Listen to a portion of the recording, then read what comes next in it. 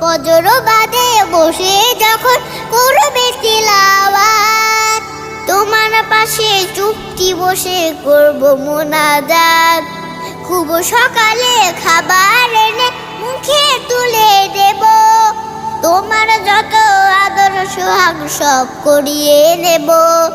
শিশিরে ভেজা সবুজ ঘাসে যাব দুজন হাঁটি, শিশিরে ভেজা সবুজ ঘাসে যাব দুজন হাঁটি। দাদু আমি হলাম সকল কাজে তোমার হাতের লাঠি, দাদু আমি হলাম সকল কাজে তোমার হাতের লাঠি।